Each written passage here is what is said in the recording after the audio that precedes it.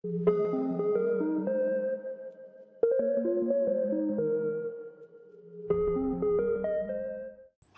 friends, this is Dr. Mamta Rathi.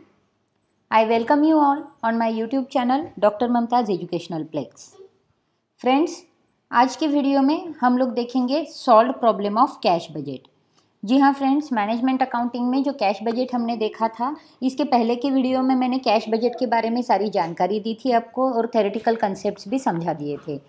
आज के इस वीडियो में हम लोग देखेंगे कैश बजट का प्रॉब्लम और अलोंग विथ उसका आंसर भी देखेंगे और उसके सॉल्यूशन को हमने किस तरह से वर्किंग नोट में एक्सप्लेन किया है वो भी देखेंगे।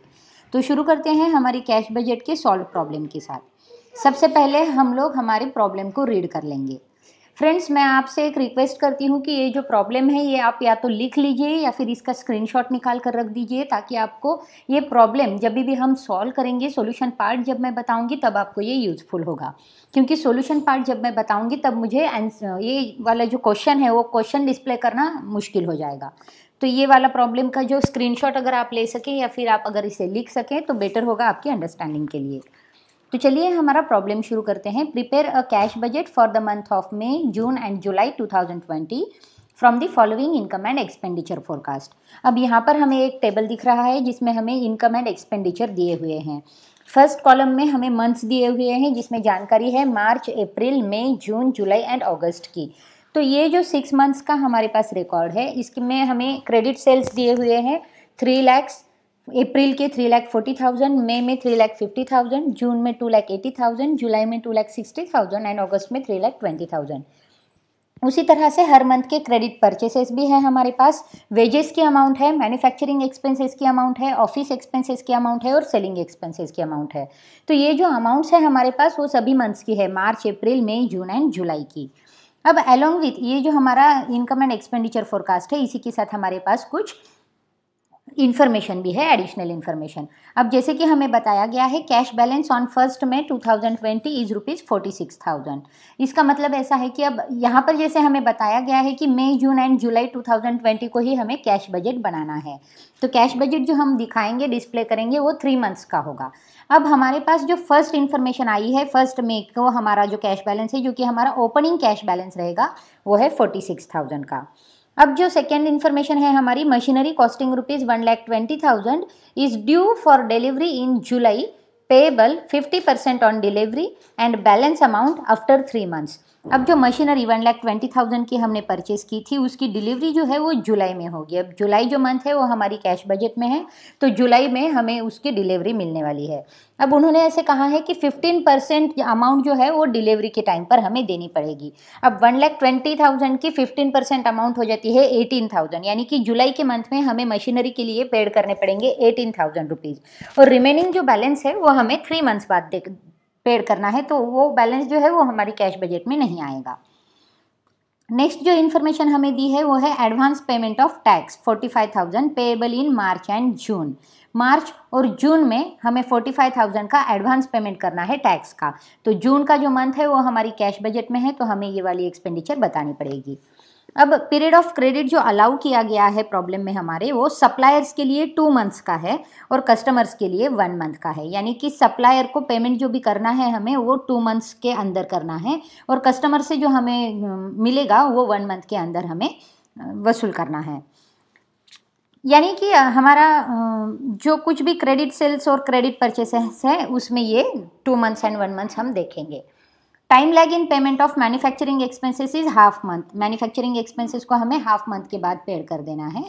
Time lag in payment of office and selling expenses is 1 month और सेलिंग एंड ऑफिस एक्सपेंसेस जो है वो 1 मंथ लेटर पेड होंगे। फ्रेंड्स, आप अच्छे से देख लीजिए। अब यहाँ पर हमने ये सारा प्रॉब्लम देख लिया है। अब ये जो इन्फॉर्मेशन हमें दी गई है, इस इन्फॉर्मेशन को हमें किस तरह से सॉल्व करना है। अब ये इन्फॉर्मेशन जब भी हम सॉल्व करेंगे तो इसकी एक वर्किंग, शॉर्ट वर्किंग हम अगर कर ले तो हमें ये ईजी हो जाता है।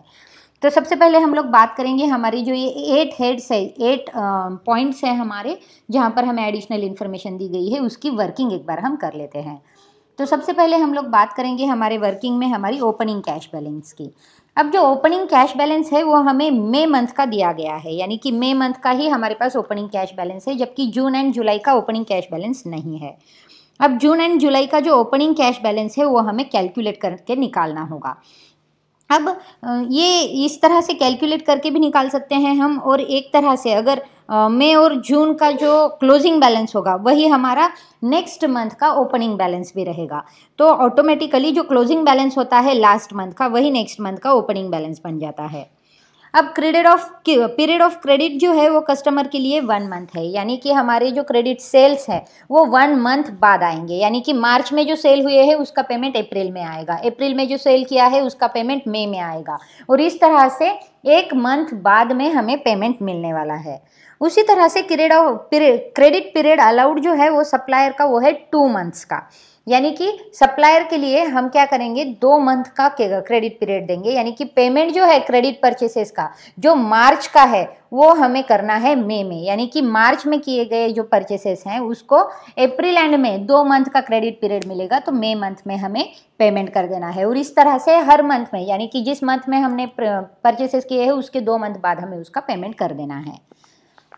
अब हमें अगली जो इन्फॉर्मेशन थी वो थी मैन्युफैक्चरिंग एक्सपेंसेस की, जिसका टाइम लैग पीरियड जो था वो हाफ मंथ का था, यानी कि half of the manufacturing expenses जो है वो उसी मंथ में पेड किए गए हैं, और half of the manufacturing expenses जो है वो नेक्स्ट मंथ में पेड किए गए हैं। अब जैसे कि हमारे पास अगर हम देख लें तो मई में मैन्युफैक्चरिंग एक्सपेंसेस जो है वो है 25,000 के, तो 25,000 में से अब हम क्या करेंगे, तो 25,000 में से अब हम हाफ एक्सपेंडिचर ही उस मंथ में पेड करेंगे, तो फिर 25,000 का हाफ बन जाता है हमारा 12,500, और उसके पीछे के मंथ का जो है वो हाफ इस मंथ में पेड किया गया है, यानी कि अप्रैल मंथ में 21,000 रुपीज़ थे मैन्युफैक्चरिंग एक्सपेंसेस, तो उसका अगर हम हाफ कर दें तो वो बन जाता है 10,500। इस तरह से इस मंथ में मैन्युफैक्चरिंग एक्सपेंसेस जो हम पेड कर रहे हैं वो बन जाते हैं 23,000 रुपीज़। तो इस तरह से पिछले मंथ के हाफ एक्सपेंसेस और इस मंथ के हाफ एक्सपेंसेस ये बनाकर हमारे मैन्युफैक्चरिंग एक्सपेंसेस को हमें पेड करना है। उसी के साथ नेक्स्ट मंथ में लास्ट मंथ के हाफ एक्सपेंसेस और करंट मंथ के हाफ एक्सपेंसेस, इस तरह से हमें ये एक्सपेंसेस पेड करने हैं। ऑफिस एंड सेलिंग एक्सपेंसेस जो हैं अप्रैल के वो पेड करने हैं हमें मई में, यानी कि 1 मंथ का टाइम लैग है, जो अप्रैल में एक्सपेंडिचर हमने दिखाया है वो पेड करेंगे मई में, मई का एक्सपेंडिचर पेड करेंगे जून में, और इस तरह से 1 मंथ लेटर वो पेमेंट होने वाला है। तो इस तरह से जो वर्किंग है वो वर्किंग को अगर हम समझ ले तो हमारा जो कैश बजट है वो ईजिली हम प्रिपेयर कर सकते हैं। अब हम शुरुआत करते हैं हमारे एक्चुअल सॉल्यूशन के साथ, जो कि है हमारा कैश बजट। अब जैसे कि आप देख सकते हैं तो यहाँ पर मैंने कैश बजट का फॉर्मेट दिया हुआ है। अब हमें 3 मंथ का कैश बजट निकालने के लिए बोला था, तो हम लोगों ने 3 कॉलम्स बना दिए हैं मई, जून एंड जुलाई के, और यहाँ पर हम हमारा कैश बजट दे देंगे। तो यहाँ पर हमने 4 कॉलम कर दिए हैं कैश बजट में। पहला कॉलम होगा पर्टिकुलर्स का, नेक्स्ट कॉलम है मई, देन जून एंड देन जुलाई की अमाउंट के। अब हमारा जो कैश बजट का फॉर्मेट होता है उसमें हम ओपनिंग बैलेंसेस लिखते हैं, उसमें हम हमारी एस्टिमेटेड कैश रिसीट्स को ऐड कर देते हैं, और उसमें से हमारी एस्टिमेटेड कैश पेमेंट जो है उसे माइनस कर देते हैं, और उसी के साथ हमारे पास जो आ जाता है वो हमारा क्लोजिंग बैलेंस हो जाता है। तो चलिए, हमारे पास ओपनिंग बैलेंस जो है मई मंथ का वो दिया हुआ है हमें प्रॉब्लम में 46,000 का, तो उसे हम रिकॉर्ड कर लेंगे। तो शुरू करते हैं हम हमारी ओपनिंग बैलेंस के साथ। ओपनिंग बैलेंस मई मंथ का है 46,000 रुपीज़। अब जून और जुलाई का ओपनिंग बैलेंस हमें बताया नहीं गया है, तो उसे हम पहले कैलकुलेट करेंगे और फिर लिखेंगे। तो अब हम फॉर्मेट में आगे बढ़ते हैं। अब हमारा नेक्स्ट हेड होगा एस्टिमेटेड कैश रिसीट्स का। तो अब हमारे जो एस्टिमेटेड कैश रिसीट्स है, जो रिसीट्स हमें मिलने वाले हैं उसे हम लिख देंगे यहाँ पर, यानी कि हमारे जो कुछ भी इनकम है वो इनकम हम यहाँ पर लिख देते हैं। तो इसमें हमारी इनकम है डेटार्स, जो कि क्रेडिट सेल से हमें मिलने वाले हैं। अब देखिए, डेटार्स जो है उसमें क्रेडिट पीरियड जो अलाउड किया गया है हमारा, वो क्रेडिट पीरियड अलाउड किया गया है 1 मंथ का, यानी कि मई में हमारा जो कुछ भी पेमेंट आएगा वो अप्रैल का पेमेंट हमें आएगा, या फिर पहले मंथ का पेमेंट हमें इस मंथ में आएगा। तो हमें जो अमाउंट रिसीव होगी मई में वो अप्रैल की अमाउंट रिसीव होगी, जो कि 3,40,000 रहेगी। जून में जो अमाउंट मिलेगी वो मई की अमाउंट मिलेगी, जो है 3,50,000 की, और जुलाई में जो अमाउंट मिलेगी वो जून की अमाउंट मिलेगी, जो है 2,80,000 की।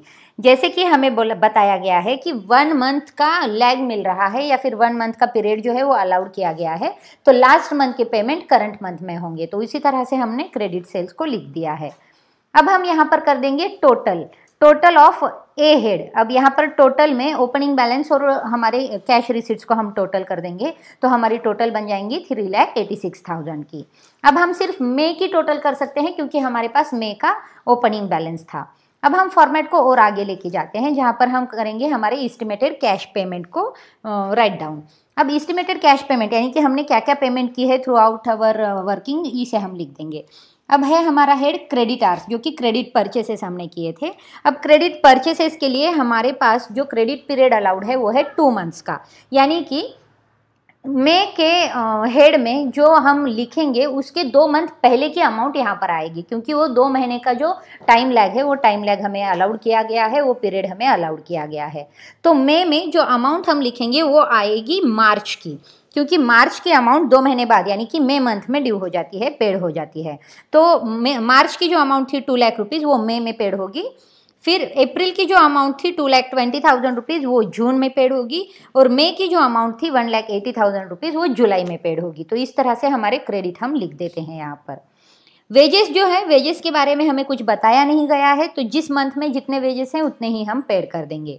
तो वेजेस मई में 50,000 रुपीज़, जून में 44,000 रुपीज़ और जुलाई में 47,000 रुपीज़। तो ये जैसे हैं वैसे हमने ले लिए। अब मैन्युफैक्चरिंग एक्सपेंसेस को बताया गया था कि half of the manufacturing expenses जो है वो half of the manufacturing expenses ही हमने पेड कर दिए हैं या फिर टाइम लैग है वहाँ पर। तो इस महीने के हाफ एक्सपेंसेस और लास्ट महीने के हाफ एक्सपेंसेस लेने पड़ेंगे। तो अब हम देखेंगे कि मई में 25,000 रुपीज़ के मैन्युफैक्चरिंग एक्सपेंसेस है, तो इसका जो हाफ बन जाता है वो है 12,500 का, और उसके लास्ट मंथ में जो 21,000 थे उसका जो हाफ है उसका बन जाता है 10,500 का। सो मई में जो अमाउंट पेड होगी मैन्युफैक्चरिंग एक्सपेंसेस की वो बन जाएंगी 23,000 रुपीज़ की।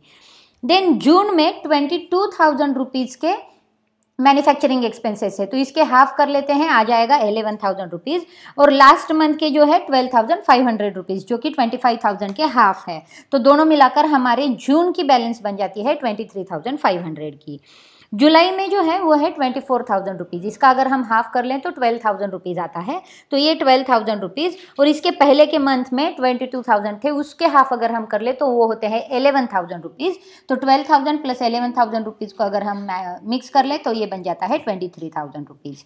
तो इस तरह से मैन्युफैक्चरिंग एक्सपेंसेस का टाइम लैग जो है वो हाफ मंथ का है, तो उस हाफ मंथ के हिसाब से हमने इसको कैलकुलेट कर दिया है। इसके आगे जो ऑफिस एंड सेलिंग एक्सपेंसेस है उसको जो टाइम लैग पीरियड दिया गया है वो 1 मंथ का है। तो 1 मंथ यानी कि जो अप्रैल में एक्सपेंसेस पेड किए गए हैं उनको हम पेड करेंगे मई में, मई के एक्सपेंसेस पेड करेंगे जून में, जून के एक्सपेंसेस पेड करेंगे जुलाई में। तो इस तरह से ऑफिस एक्सपेंसेस जो बनेंगे वो मई में आएंगे अप्रैल की अमाउंट जो कि है 10,000 की, जून में आएगी मई की अमाउंट जो कि है हमारी 12,000 रुपीज़ की, और जुलाई में आएगी जून की अमाउंट जो है 11,000 रुपीज़ की। उसी के साथ सेलिंग एक्सपेंसेस हम लिख देते हैं। सेलिंग एक्सपेंसेस को भी अभी हमने यहाँ पर दिखाया है कि सेलिंग एक्सपेंसेस जो है उसे भी 1 मंथ का टाइम लैग दिया है, तो यानी कि लास्ट मंथ के पेमेंट नेक्स्ट मंथ में होंगे। तो सेलिंग एक्सपेंसेस में मई की अमाउंट हो जाएगी 25,000 रुपीज़, जून की अमाउंट होगी 22,000 रुपीज़ और जुलाई की अमाउंट होगी 18,000 रुपीज़। फ्रेंड्स, जैसे कि मैंने आपको बताया था कि क्वेश्चन आप आपके सामने रखिएगा ताकि मैं जो ये बता रही हूँ वो आपको क्लियरली समझ सके, क्योंकि जब तक क्वेश्चन का टेबल हमारे सामने नहीं होगा तो मैं जो कैलकुलेशंस बता रही हूँ, मैं जो फिगर्स आपको बता रही हूँ उसे आपको कंपेयर करना नहीं आएगा। तो आप एक तो प्रॉब्लम को लिख लीजिए या फिर उसका स्क्रीनशॉट आपके सामने रखिए। अब इसके बारे में हम लोग देखेंगे, हमारी जो एक एडिशनल इन्फॉर्मेशन हमें दी गई थी कि मशीनरी की जो कॉस्टिंग थी 1,20,000 रुपीज़ की वो हमने परचेस कर दी थी और जिसकी डिलीवरी जुलाई मंथ में होने वाली थी, और डिलीवरी पर हमें 15% की जो अमाउंट है वो अमाउंट पेड करनी थी और रिमेनिंग जो अमाउंट है वो बाद में 3 मंथ्स के बाद पेड करनी थी, यानी कि जुलाई में 15% अमाउंट हमें पेड करनी है। तो 1,20,000 पर अमाउंट बन जाती है 15% से 18,000 रुपीज़ जो कि जुलाई में पेड करनी थी, इसलिए हमने उसे जुलाई में लिख दिया है। और बाकी जो अमाउंट है वो बाद में 3 महीने बाद जाएंगी जो कि हमारी कैश बजट में नहीं आता, तो यहाँ पर हम नहीं ले रहे हैं। इसके बाद और एक इन्फॉर्मेशन हमारे पास दी गई थी जो कि है advance payment of tax ₹45,000 which is payable in March and June. March और जून में एडवांस पेमेंट जो है टैक्स का 45,000 रुपीज़ का वो किया गया है। अब मार्च हमारी कैश बजट में नहीं है लेकिन जून है, तो जून में हम एडवांस पेमेंट दे देते हैं टैक्स का 45,000 रुपीज़। तो इस तरह से जो सारे पेमेंट है हमारे वो सारे पेमेंट बन जाते हैं। अब हम करेंगे टोटल टोटल समेशन। तो हम सबसे पहले मई मंथ का टोटल कर देते हैं। टोटल ऑफ बी हेड हमने लिखा है पेमेंट के लिए। तो टोटल पेमेंट जो है मई मंथ के वो आएंगे 3,08,000 रुपीज़ के। अब हम क्या करेंगे, तो अब हम हमारा क्लोजिंग बैलेंस निकालेंगे। अब क्लोजिंग बैलेंस कैसे निकलता है, तो ए हेड माइनस बी हेड, यानी कि सारे opening balance plus estimated cash receipts minus estimated cash payment अगर हम कर दें तो हमारे पास क्लोजिंग बैलेंस आता है। तो फिर 3,86,000 में से 3,80,000 अगर हम माइनस कर दें तो हमारे पास मई मंथ का क्लोजिंग बैलेंस आ जाएगा। अब हमारे पास 78,000 रुपीज़ आए हैं जो कि मई मंथ का क्लोजिंग बैलेंस है। अब जान लो फ्रेंड्स, मई मंथ का जो क्लोजिंग बैलेंस है वो जून मंथ का ओपनिंग बैलेंस बन जाएगा। तो अब हमारे पास जून मंथ का ओपनिंग बैलेंस आ चुका है, जिसे हम लिख देंगे हमारी ओपनिंग बैलेंस के हेड के पास। तो जून मंथ का ओपनिंग बैलेंस अब हमारे पास आ गया है। तो अब हम क्या कर सकते हैं, टोटल कर सकते हैं ए हेड का।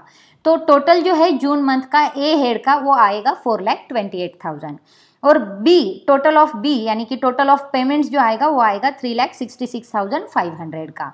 अब हम क्या करेंगे, हमारा क्लोजिंग बैलेंस निकालेंगे जून मंथ का। 4,28,000 में से 3,66,500 को माइनस कर देंगे, अमाउंट आ जाएगी 61,500। फ्रेंड्स, अब जून मंथ की क्लोजिंग बैलेंस हमारे पास है 61,500 की। ये जो क्लोजिंग बैलेंस है वो ओपनिंग बैलेंस बन जाएगी जुलाई मंथ की। तो इसे हम लिख देंगे जुलाई मंथ के ओपनिंग बैलेंस के कॉलम में। तो ओपनिंग बैलेंस जो आया है वो आया है 61,500 का। तो अब हमारे पास सारी अमाउंट है, हम कर देंगे टोटल ऑफ ए हेड। तो हमारे पास जो अमाउंट आएगी वो है 3,41,000 की। अब ये जो अमाउंट है हमारे पास आ गई है। अब टोटल ऑफ पेमेंट भी हम कर देते हैं 2,97,000 का। और अब हम करेंगे क्लोजिंग बैलेंस यानी कि ए माइनस बी। तो 3,41,000 में से हम करेंगे 2,97,000 को माइनस और हमारे पास आ जाएगा क्लोजिंग बैलेंस 44,500 का। तो इस तरह से कैश बजट हमारे पास बन गया है। हमारे पास ओपनिंग बैलेंस आ गए हैं कैश बजट के हर मंथ के, और क्लोजिंग बैलेंसेस भी हमारे पास आ गए हैं। अब ओपनिंग बैलेंसेस में हमने हमारे जो कुछ भी इनकम थे उसे ऐड कर दिया और उनमें से हमारे जो कुछ भी पेमेंट थे उन्हें हमने माइनस कर दिया था।